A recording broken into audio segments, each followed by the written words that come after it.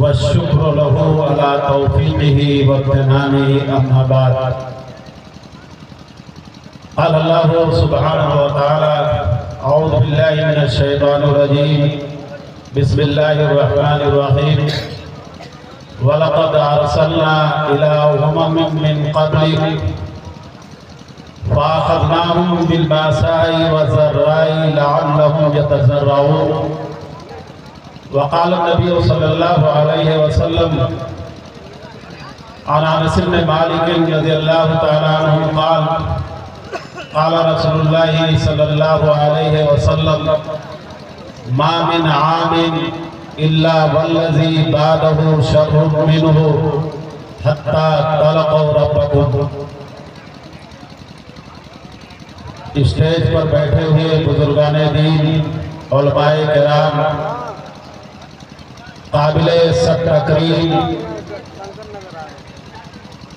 قابل قدر و احترام سامعین مکرم اور خواتین ملت اسلامیہ، سب سے پہلے تو ہم منتظمین جلسہ کا شکریہ ادا کرنا چاہتے ہیں، خاص طور سے عزیزم محمد اکمل کا، کہ جن کے خلوص اور محبت کی وجہ سے حالات ناسازگار ہونے کے باوجود آنا پڑا۔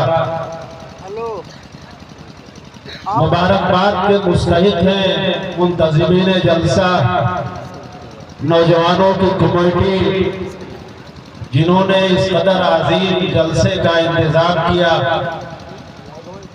اور کافی سرمایہ خرچ کیا، لیکن اس سرمایہ کے خرچ کرنے اور محنت کرنے کا ثمرہ اور نتیجہ اس وقت حاصل ہوگا جب تحت نظر جو عوام الناس کا سیلاب نظر آ رہا ہے، اس میں سے ایک شخص بھی اگر نصیحت اس نے حاصل کر لی، عبرت حاصل کر لی، نمازی بن گیا، دیندار بن گیا، تو حقیقت میں اس محنت کا اور ان پیسوں کا نتیجہ اور ثمرہ حاصل ہوگا۔ مجھے جو عنوان دیا گیا ہے وہ حالات حاضرہ اور مسلمانوں کے تعلق سے ہمیں عالمی پیمانے پر غور کرنے کے بجائے اپنے ملک اور وطن عزیز کے حالات کا جائزہ لیں اور زیادہ دور نہ جائیں، بلکہ 2014 سے لے کر کے اور 2024 تک کے حالات کو نگاہوں میں رکھیں تو آپ دیکھیں گے کہ ماہوں سال گزرنے کے ساتھ کہیں مسلمانوں کے لیے لنچنگ کا معاملہ، کہیں مسلمانوں کے لیے حجاب اور نقاب کا معاملہ، کہیں مسجدوں پر لاؤڈ اسپیکر کا معاملہ، اور کہیں ہمارے مدرسوں کے تعلق سے بہت ساری چیزیں عوام کے اندر پھیلائی جاتی ہیں، صرف اس لیے کہ مسلمان ان چیزوں کے اندر پڑے رہیں۔ حالانکہ ہم اگر یہ بات میں بتانا چاہتا ہوں کہ زیادہ وقت نہیں لوں گا، کیونکہ میں جانتا ہوں کہ لوگوں کی جو بھیڑ نظر آ رہی ہے وہ ایسے لوگوں کی تقریریں سننا چاہتے ہیں جو سروں کا سما باندھتے ہیں، جن کے اندر آوازوں کی مٹھاس ہوتی ہے، بھلے ہم نصیحت حاصل کریں یا نہ کریں۔ اور بہت سے لوگ تو صبح کے وقت جب تبصرے کریں گے، ہوٹلوں اور دکانوں پہ بیٹھیں گے، تو وہ مزہ یعنی جیم سے فلاں کی تقریر میں بڑا مزہ آیا، یعنی لطف اندوزی کے لیے اس لیے تقریریں سنی جاتی ہے، اور اسی لیے اگر چند لوگوں کو چھوڑ دیا جائے تو اسی لیے بھیڑ جمع ہوتی ہے جو ہم دیکھ رہے ہیں۔ تو بہرحال کہنے کا مطلب یہ ہے کہ اس ملک کے اوپر مسلمانوں نے تقریباً 800 سال تک حکومتیں کی، کبھی ہم حاکم رہے، حاکم سے محکوم بنے اور محکوم سے آج مظلوم بن رہے ہیں، مظلومیت کی زندگی گزار رہے ہیں۔ مسلمان اس ملک کے اندر مظلومیت کی زندگی گزار رہا ہے۔ حالانکہ آپ دیکھیں گے بہت سارے لوگوں نے دلی کے انڈیا گیٹ کو دیکھا ہوگا، سینکڑوں مسلمانوں کا نام کندہ ہے لکھا ہوا ہے۔ کسی شاعر نے کہا تھا، کھنر دیار وفا کے قرید کر دیکھو، کھنر دیار وفا کے قرید کر دیکھو، ہمارے نام کا پتھر ضرور نکلے گا۔ اس ملک کے اندر آپ نے پٹنہ کا نام سنا ہوگا۔ پٹنہ کی جو میونسپل کارپوریشن کی جو بلڈنگ ہے وہ علماء صادق پور کے گھروں کی جگہ کے اوپر بنائی گئی ہے۔ انگریزوں نے اسے ڈھایا تھا۔ یہ بلڈوزروں کی جو کہانیاں آپ سنتے ہیں، جو خبروں میں پڑھتے ہیں، یہ حقیقت میں باہر سے آئی۔ تو مسلمانوں کی حکومت اس ملک کے اندر تقریباً 800 سال اللہ تعالیٰ نے عطا کی، مسلمانوں نے حکومت کی، لیکن جب وہ دین سے دور ہوئے اللہ نے ان کی حکومت چھین لی۔ پھر انگریزوں کی حکومت آئی، اللہ نے ان کی بھی حکومت چھین لی۔ پھر ایک خاص پارٹی کی حکومت آئی، اللہ نے ان کی بھی حکومت چھین لی۔ آج یہ حکومت جو چل رہی ہے، آپ یہ نہ سمجھیں، مسلمان کو گھبرانے کی ضرورت نہیں ہے، اللہ جس کو چاہتا ہے۔ اور ایک بات یاد رکھیں کہ اللہ مشرک کی حکومت کو باقی رکھتا ہے لیکن ظالم کی حکومت باقی نہیں رکھتا۔ یہ حکومت بھی ختم ہوگی، ایک دن ایسا وقت ضرور آئے گا کہ یہ حکومت بھی ختم ہوگی۔ کسی شاعر نے کہا تھا کہ اونچے اونچے درباروں سے کیا لینا، اونچے اونچے درباروں سے کیا لینا، ننگے بھوکے بیچاروں سے کیا لینا، اپنا مالک اپنا خالق افضل ہے، آتی جاتی سرکاروں سے کیا لینا۔ یہ سرکاریں آئیں گی جائیں گی۔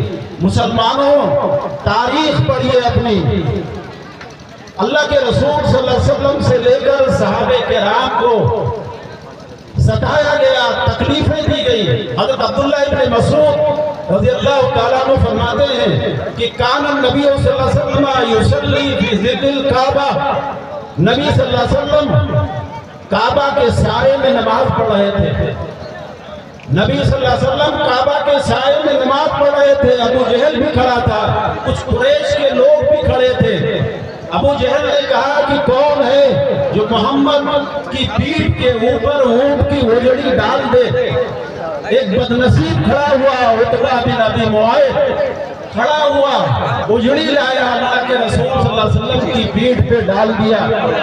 حضرت عبداللہ ابن مسعود راوی حدیث ہیں، وہ کہتے ہیں کہ میری ہمت نہیں پڑی کہ میں جا کر کے اس اجڑی کو ہٹا سکوں۔ حضرت فاطمہ رضی اللہ تعالیٰ عنہ آئی، فَأَلْقَتْهُ عَنْهُ، حضرت فاطمہ رضی اللہ تعالیٰ عنہ نے اس کو ہٹا دیا۔ اللہ کے رسول صلی اللہ علیہ وسلم نے بددعا کی، آپ صلی اللہ علیہ وسلم نے بددعا کی، اللہم علیکہ بقریش، 3 مرتبہ کہا، اور نام لے کر کے لیا، ابی جہل بن ہشام، وعتبہ بن ربیہ، وشیبہ بن ربیہ، وولید بن عتبہ، ابی بن خلف، اور اسی طرح عتبہ بن ابی معیط۔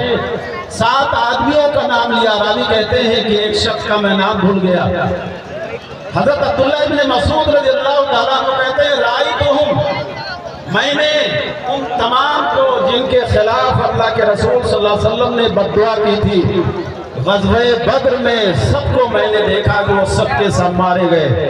اسی لیے اللہ کے رسول صلی اللہ علیہ وسلم نے فرمایا تھا، حضرت انس بن مالک رضی اللہ تعالیٰ عنہ حدیث کے راوی ہیں کہ ما من عام الا والذی بعدہ شر منہ، لوگوں یہ سال جو چل رہا ہے، یہ وقت جو گزر رہا ہے، آگے والا وقت اس سے بھی زیادہ برا ہوگا۔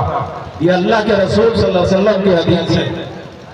جو آگے وقت آئے گا، آگے جو سال آئے گا، وہ اس سے بھی برا ہوگا۔ اس لیے اللہ کے رسول صلی اللہ علیہ وسلم نے فرمایا حتی تلقوا ربکم، یہاں تک کہ تم اپنے رب سے ملاقات کرو گے، حالات بد سے بدتر ہوں گے، لیکن ہمارے لیے ضروری ہے کہ ہم اپنی زندگی کو بدلیں، اپنی زندگی کے اندر تبدیلی لائیں۔ اگر ہم نے اپنی زندگی کو نہیں بدلا تو یہ دنیا بڑی ظالم ہے، یہ دنیا آپ کی زندگی کو بدلنے نہیں آئے گی۔ آج کے زمانے میں لوگ ٹانگیں پکڑ کر کھینچتے ہیں، ہاتھ پکڑ کے آگے بڑھانے والے بہت کم ہی ملیں گے۔ اسے لوگوں زندگی بدلنے کی ضرورت ہے، اپنے اندر تبدیلی لائیے، اپنے نفس کا محاسبہ کیجئے۔ حضرت سفیان ثوری رحمہ اللہ فرماتے ہیں کہ ما آلست شیئا اشد علی من نعمتی، ما آلست شیئا اشد علی من نیتی۔ حضرت سفیان ثوری کہتے ہیں کہ میری زندگی کا سب سے مشکل ترین کام جو مجھے لگا وہ میرے نفس کا محاسبہ تھا، میری نیت تھی، کیونکہ فَإِنَّهَا تَنْقَلِبُ عَلَيَّ، یہ نیت ایسی ہوتی ہے جو بار بار بدلتی رہتی ہے۔ لوگوں ان جلسوں سے، بڑے جلسے چاہے جس طرح عالمی پیمانے پہ آپ جلسہ کر لیں، اگر ان سے آپ نے عبرت حاصل نہیں کی، نصیحت حاصل نہیں کی، صرف لطف لینے کے لیے، مزے لینے کے لیے گھنٹوں آپ نے بیٹھ کر کے اپنی راتیں برباد کی، کوئی فائدہ نہیں ہے، بلکہ یہ آپ کے اوپر ایک وبال بن جائے گا۔ وہ شخص جو گھر میں بیٹھا ہوا سو رہا ہے، اگر اس کی نیت صحیح ہے تو وہ حضرت حذیفہ رضی اللہ تعالیٰ عنہ نے کہا یکون عملک للہ، آپ کا عمل صرف اللہ کے لیے ہو، خالص اللہ کے لیے۔ وَتُحِبُّ لِلنَّاسِ مَا تُحِبُّ لِنَفْسِكَ، وہی پسند کرو اپنے لیے جو لوگوں کے لیے پسند کرو۔ وَهَذِهِ الْكِسْرَةُ تَرْفَعُهَا مَا قُدِرَ، اگر آپ کی تقدیر میں ایک روٹی کا ٹکڑا ہے وہ بھی آپ نے کسی کو دے دیا تو حقیقت میں اللہ کے نزدیک بہت بڑے ثواب کا باعث ہے۔ اس لیے لوگوں خلوص چاہیے، اخلاص چاہیے، للہیت چاہیے، اللہ کی طرف رجوع کیجئے، مسجدوں کی حفاظت کیجئے، سجدے کر کے نمازوں کا اہتمام کیجئے۔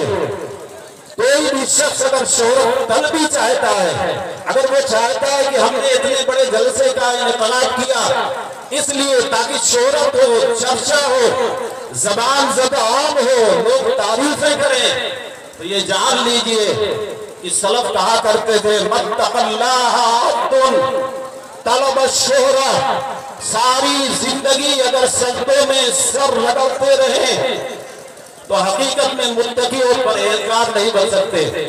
اگر آپ کے اندر شہرت طلبی ہے، آپ یہ چاہتے ہیں کہ ہمارا یہ تذکرہ ہو، خلوص ہونا چاہیے، آپ کے اندر اخلاص ہونا چاہیے، اسی طرح اللہ کی طرف رجوع کیجئے۔ اگر آپ نے اللہ کی طرف رجوع کر لیا اس جلسے کو سن کر کے تو واقعی اس کا مکمل فائدہ آپ کو حاصل ہو گیا۔ حضرت عبداللہ ابن عمر رضی اللہ تعالیٰ عنہ فرماتے ہیں کہ اللہ کے رسول نے فرمایا اذا تبایعتم بالعینہ، اگر تم سودی لین دین کرنے لگو گے، یہ حدیث میں اس لیے ذکر کر رہا ہوں کہ سننے میں آیا ہے بہت سارے نوجوان جو حیدرآباد میں رہتے ہیں وہ سودی کاروبار کرتے ہیں، بینکوں سے لون لیتے ہیں، یہاں تک کہ سود پہ پیسہ لیتے اور دیتے ہیں۔ اللہ کے رسول نے فرمایا اذا تبایعتم بالعینہ، اگر سودی کاروبار کرنے لگو گے، وَأَخَذْتُمْ أَذْنَابَ الْبَقْرِ، جانوروں یعنی گایوں کی دمیں پکڑو گے، وَرَضِيتُمْ بِالزَّرْعِ، اور کھیتی باڑی ہی کو سب کچھ سمجھ لو گے۔ کتنے لوگوں کے بارے میں سننے میں آیا کہ گیہوں کی کٹائی ہوئی تو جس کا 10 بیگھہ تھا اس نے 5 ہی بتایا، اس نے 6 ہی بتایا، 200-400 روپے اگر اس نے بچا بھی لیے تو اللہ دوسرے راستے سے لے لے گا، یہ یقین رکھیے اللہ ضرور لے لے گا۔ وَرَضِيتُمْ بِالزَّرْعِ، اور تم کھیتی باڑی میں راضی رہے، وَتَرَكْتُمُ الْجِهَادَ، دینی کاموں میں محنت کرنا، لگن رکھنا، شوق رکھنا اگر تم نے چھوڑ دیا تو یہ جان لیجئے إِلَّا سَلَّطَ اللَّهُ عَلَيْكُمْ ذُلًّا، اللہ تمہارے اوپر ذلت، خواری اور رسوائی ڈال دے گا، مسلط کر دے گا۔ اور اللہ کے رسول نے فرمایا حَتَّى لَا يَنْزَعُهُ حَتَّى تَرْجِعُوا إِلَىٰ دِينِكُمْ، جب تک دین کی طرف رجوع نہیں کرو گے اللہ اس رسوائی کو ہٹائے گا نہیں۔ آج آپ دیکھ رہے ہیں کہ مسلمان اس ملک کے اندر کس قدر رسوا ہے، ذلیل ہے، لیکن ہم عبرت نہیں حاصل کرتے۔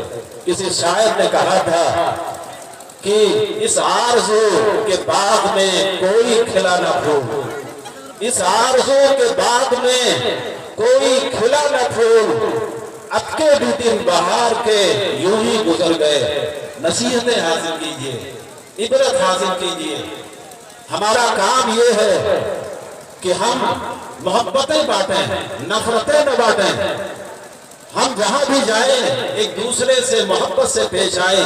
بس ایک حدیث بیان کر کے میں اپنی بات ختم کرنا چاہتا ہوں۔ حضرت عبداللہ ابن عباس رضی اللہ تعالیٰ عنہ فرماتے ہیں اللہ کے رسول نے فرمایا، بڑی اہم حدیث ہے، خمسن بخمس، لوگوں 5 چیزیں اگر تمہارے اندر آ گئی تو اس کے بدلے اللہ 5 چیزیں تمہارے اندر ڈال دے گا۔ گویا کہ 5 برائیاں اگر آپ کے اندر آ گئی تو اللہ تعالیٰ اور 5 وبال، 5 پریشانیاں تمہارے اندر ڈال دے گا۔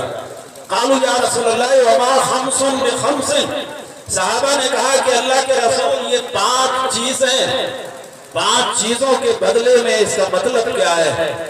اللہ کے رسول نے فرمایا ما نقض قوم العہد، اگر کسی شخص نے اللہ کے عہد و پیمان کو توڑا تو یہ جان لیجئے الا سلط اللہ علیہم عدوہم، اللہ ان کے اوپر ان کے دشمنوں کو مسلط کر دے گا۔ آپ دیکھ رہے ہیں، مشاہدہ کر رہے ہیں، ہر شخص دیکھ رہا ہے، جان رہا ہے، چاہے وہ عالمی پیمانے پر ہو، چاہے ملکی پیمانے پر ہو، اپنے وطن عزیز میں ہو، ہر شخص یہ دیتا ہے۔ ہماری ذمہ داری ہے کہ ہم دین کی طرف رجوع کریں، اللہ کی طرف رجوع کریں۔ تو اللہ کے رسول نے فرمایا کہ اللہ تعالیٰ تمہارے اوپر تمہارے دشمن کو مسلط کر دے گا۔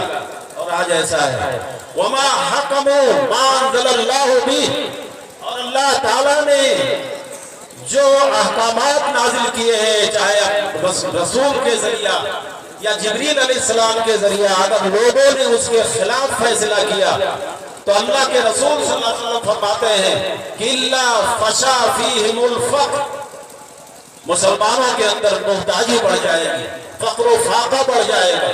اور تیسری چیز اللہ کے رسول نے فرمایا وَلَا زَارَتِ الْفَاحِشَةُ فِي قَوْمٍ، اگر قوم کے اندر کسی بستی میں، محلے کے اندر برائی عام ہو جائے گی، کوئی روکنے والا نہیں ہوگا، إِلَّا فَشَا فِيهِمُ الْمَوْتُ، تو اس کے اندر موت کی زیادتی ہو جائے گی، موت کی کثرت ہو جائے گی۔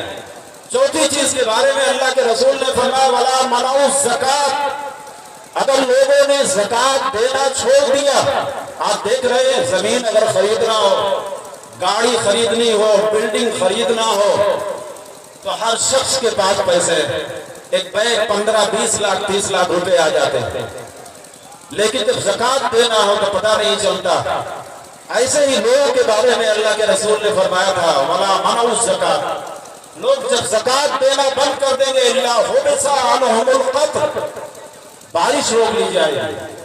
دیکھیے سال بھر کے بعد ابھی تھوڑی بہت بارش ہوئی، پورے سال گزر گئے، یا بارشیں زیادہ ہوں گی، نقصانات ہو جائیں گے، کھڑی فصلیں تباہ ہو جائیں گی۔